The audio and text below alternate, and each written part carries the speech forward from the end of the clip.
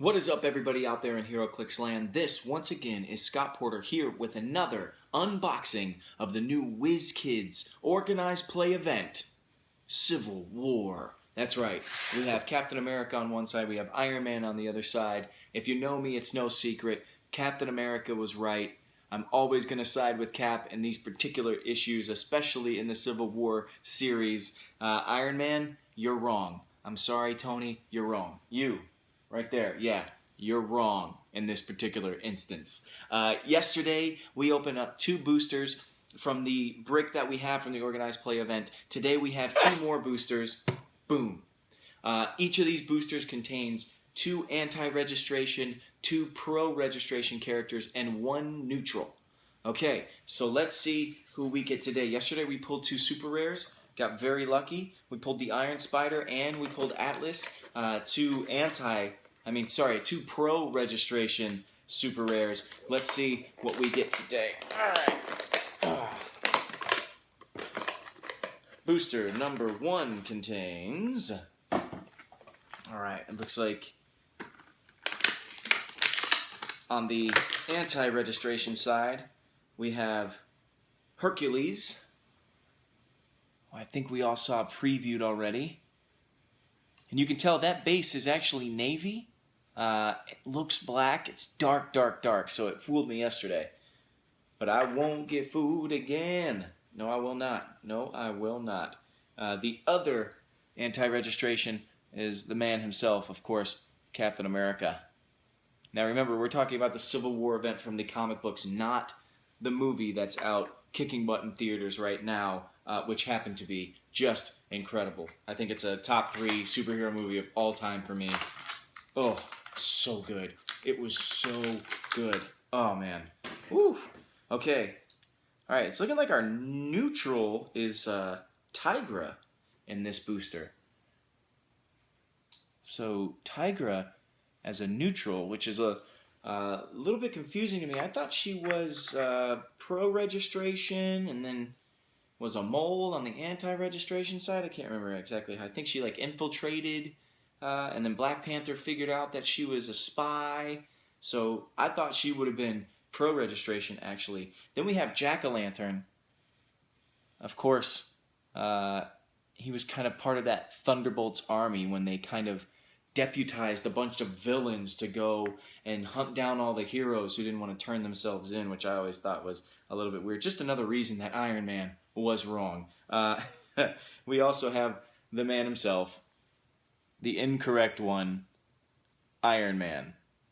They should change his book from Invincible Iron Man to the incorrect Iron Man, because he makes just a lot of poor decisions. A lot of poor decisions, Tony. Come on, man. All right, the next booster, let's see what else we have. Okay. Okay. And the next booster, all right, our 2 anti-registration figures as Spider-Man once again, who we saw already. I'm going to put him down. And Daredevil. Ooh. He is a Spider-Man ally wild card. Now remember, folks, I think this Daredevil is not Matt Murdock. If I remember correctly, the Civil War Daredevil was Iron Fist, I think. Was Danny Rand. Not Iron Fist, but Danny Rand. I think. Maybe I'm wrong? I don't know. 2006. It's 10 years ago, guys. 10 years ago. Our neutral today is another idiot villain, Cobalt Man. Good riddance. I can't remember if all of them died when Nitro went nuclear, but I know the New Warriors did, except for Speedball. Oof. Penance, whatever you want to call him. Oh, here we go. Yeah, all right, now I'm getting excited. One of the Thunderbolts from that era, Justice Like Lightning, the Radioactive Man. Really cool translucent sculpt there. And then finally we have, oh, yes. Look how tiny she is. She's so tiny.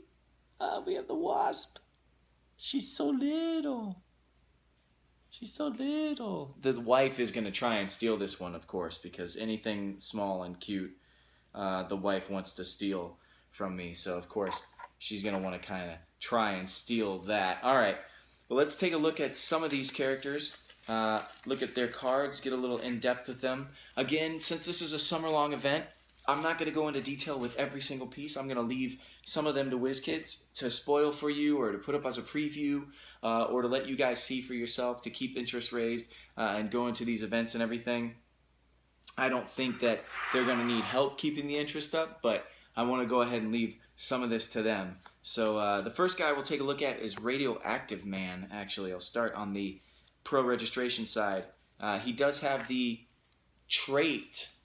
I love that they did this. The trait that he has is called Justice Like Lightning. After an action resolves during which Radioactive Man damaged one or more opposing characters with an attack, roll a d6 that can't be re-rolled. On a roll of 5 or 6, remove an action token from a friendly character with the Thunderbolts keyword within 4 squares. Okay, that sounds like a team-wide trait, so I wonder if the other Thunderbolts that we're going to get in this set are going to have that same trait. He has a special attack power called Nuclear Level... Rewind. Nuclear Level Radiation. At the beginning of your turn, if Radioactive Man is adjacent to an opposing character, choose 1. Deal 2 damage to each adjacent character, or deal 1 damage to all other characters within 3 squares. Now, it's not penetrating, but you can deal 2 damage to each adjacent character, or 1 damage to each character within 3 squares. Not too bad. I actually like the way that they did Radioactive Man right there. I want to take a look at Cobalt Man. Let's take a look at a neutral here. Why, you ask? Why not is my answer. Cobalt Man,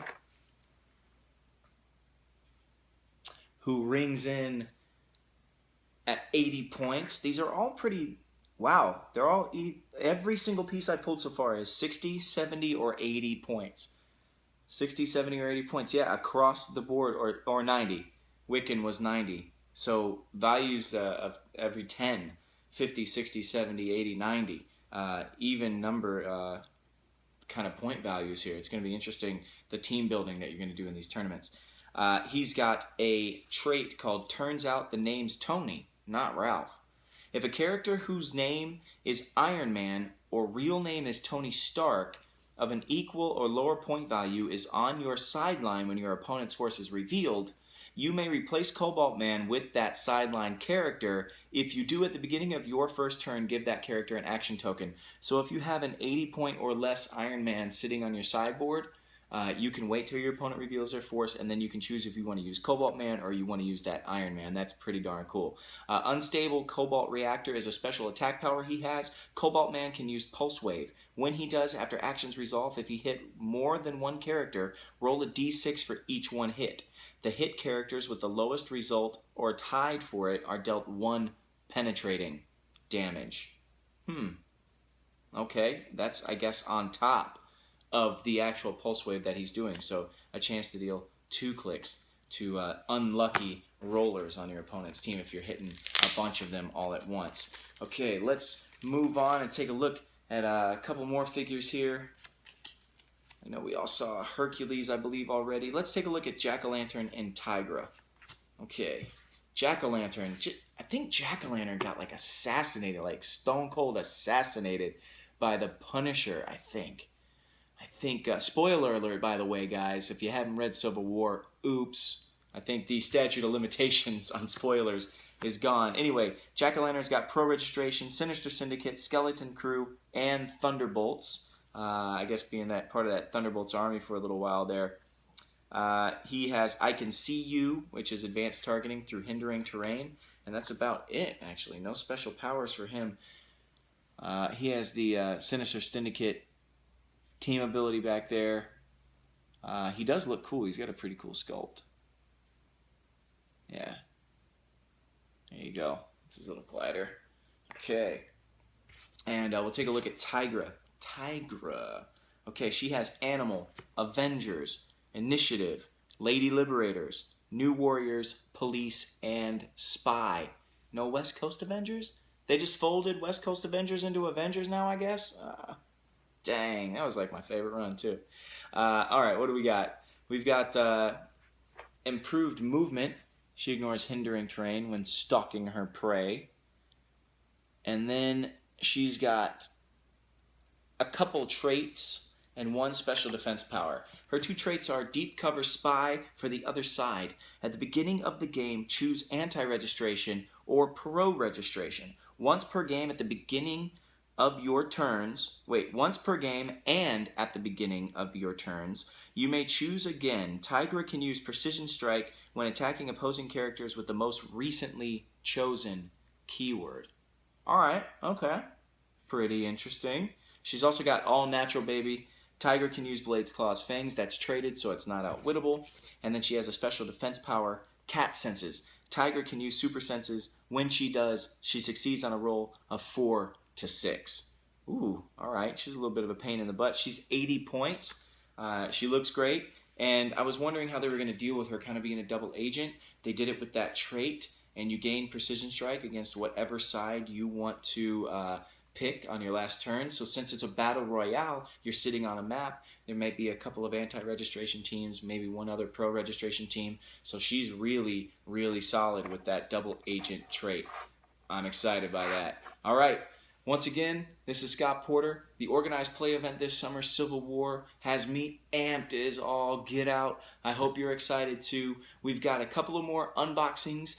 Come back tomorrow, check one more out. Until I see you guys again, may all your rolls be critical hits.